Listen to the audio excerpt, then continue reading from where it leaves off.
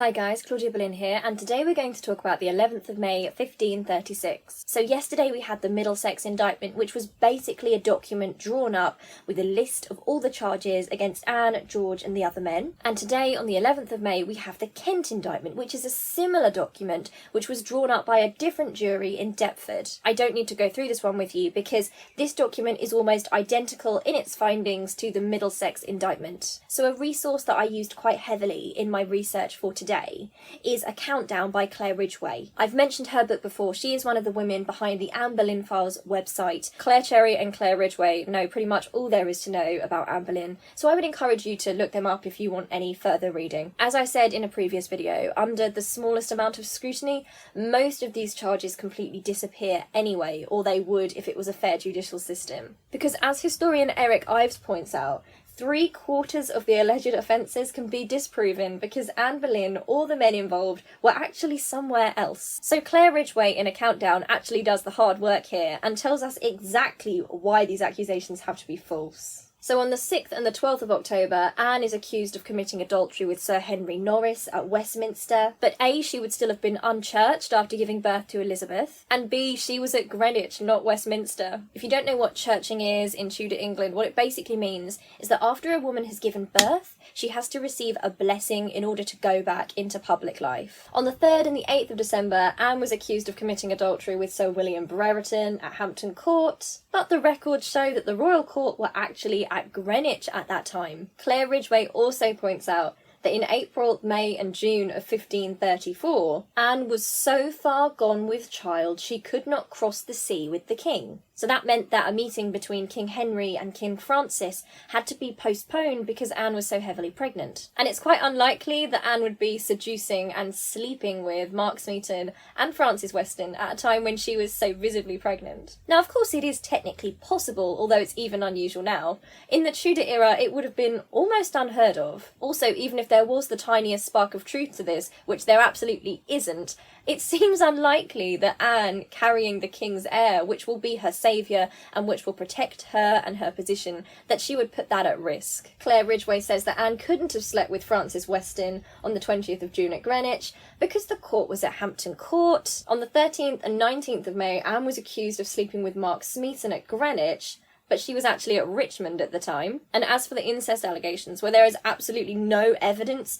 other than the fact that sometimes George and Anne would be alone together, which isn't really so wild when you consider that they're friends and siblings. Claire Ridgway points out that on the dates Anne was supposed to have seduced her brother, the 22nd and the 29th of December, Anne is already pregnant. So aside from the fact that there is no evidence on the incest charge, and it seems to have come absolutely out of nowhere, there isn't even any reason why a person would do something like that. There's quite a disturbing scene in The Other Boleyn Girl between Anne and George, where Anne is in such a state of panic that she can't carry the king's child and that she's not producing an heir to save her, that she tries to get George to sleep with her to save her life. That's quite a weird thing to come up with anyway, and that has no basis in fact, by the way. I need to put that out there. That is entirely fictitious. But for anyone who might still think that that is possible, she already was pregnant at this time, so she would have no need to commit adultery to make an heir. Also, apparently, if Anne is so sex-crazed and lust-filled that she's got the entire gentlemen of the court doing her bidding,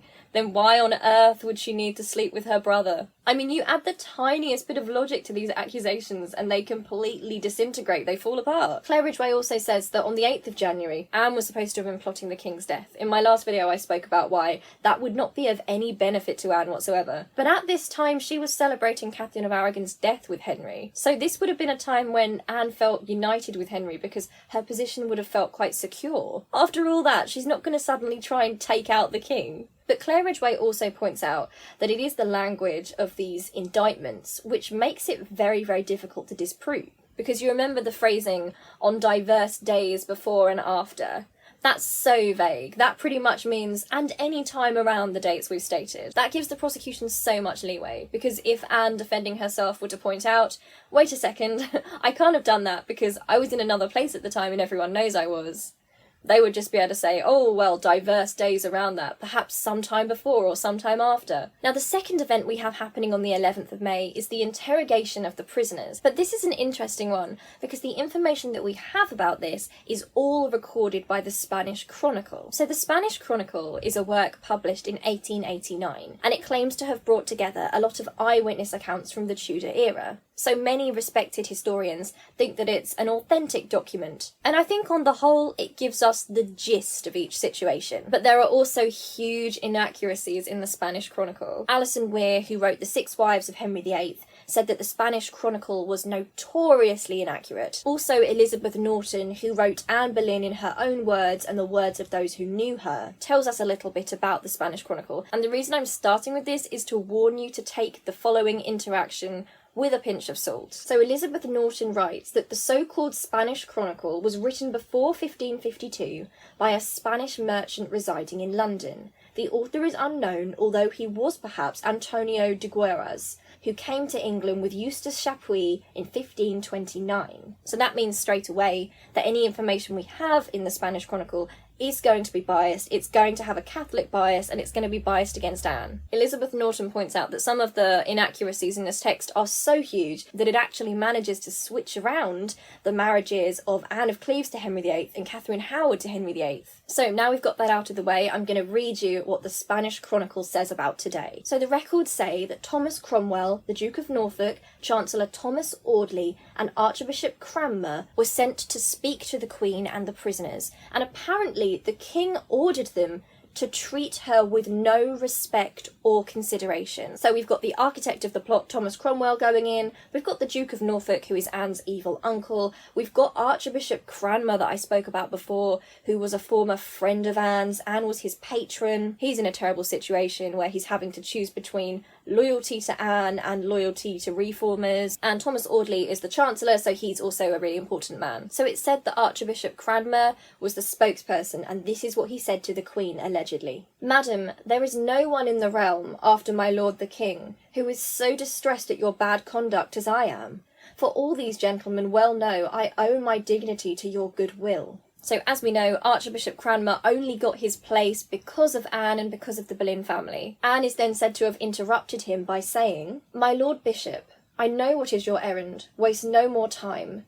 I have never wronged the King, but I know well that he is tired of me, as he was before of the good Lady Catherine." I'm not quite sure that Anne Boleyn would have described Catherine of Aragon as the good Lady Catherine, and that's how you know that we have a Catholic slant here from whoever was writing this. Archbishop Cranmer responded by saying, "Say no such thing, madam, for your evil courses have been clearly seen, and if you desire to read the confession which Mark has made, it will be shown to you." So he is referring to a confession by Mark Smeaton. Mark Smeaton is the young Flemish musician who was tortured and presumably was tortured into giving a false confession. Now, it's easy to feel angry with Mark Smeaton for pleading guilty because he is the only one of the accused who does. But I think we have to remember how young and scared he was, how he wasn't protected because he was lower status, so he could be tortured. He was easily manipulated, not used to this world. I don't think we can be too hard on him because he fears for his life.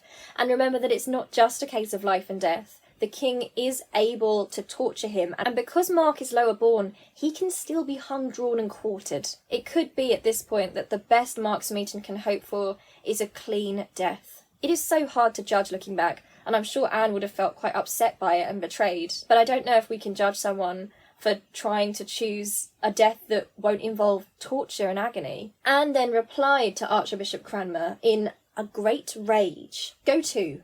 It has all been done as I say, because the King has fallen in love, as I know, with Jane Seymour, and does not know how to get rid of me. He will get nothing more out of me, and any confession that has been made is false." So apparently then the men decide to leave because they know that Anne's not going to admit her guilt because she's not guilty. Anne is not going to give an inch. She's stubborn. She's certainly not going to admit to a wrong that she hasn't committed. Now, it's said that the Duke of Norfolk, this is Anne's horrible uncle who does not like Anne and George, it's said that before he went, he said, "Madam, if it be true that the Duke your brother has shared your guilt, a great punishment indeed should be yours and his as well." And apparently Anne replied, "Duke, say no such thing.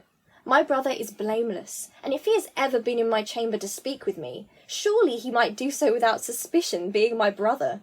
and they cannot accuse him for that. I know that the king has had him arrested, so there should be none left to take my part. You need not trouble to stop talking with me, for you will find out no more. So again, we have an inaccuracy here where the Duke of Norfolk refers to George as a duke. George isn't a duke, George is a lord, and Anne doesn't correct that. So this is being reported by someone who maybe isn't being entirely accurate. But the gist of it seems to stand with the Duke of Norfolk trying to get that last dig in, and Anne immediately defending her brother and calling out the reason the king has arrested him. I think this part must be pretty accurate, because there's no reason that the Spanish Chronicle would uncover the king's plot. I don't see that there's any reason for them to have Anne basically say the reason they have arrested George is because he is the one that will stand up for me the most fiercely. They don't need to plant that idea in people's heads, because if indeed this is a friend of Chapuis writing this, they're not going to want a pro-Anne bias. Now apparently when the men went back to the king to report on what Anne said, the king said that she had a stout heart, so that means that she has a strong, bold heart, but that she would pay for it. So Claire Ridgway argues for the essential validity of this account by pointing out that there's a French poem in Letters and Papers which corroborates this report, and that also records that when they spoke to George, apparently he raised his eyes to the heavens and he denied the accusations. Everyone interrogated denied the accusations apart from Mark Smeaton. Okay, thank you so much for watching. I will see you tomorrow, and please keep safe. Okay, love you loads. Bye!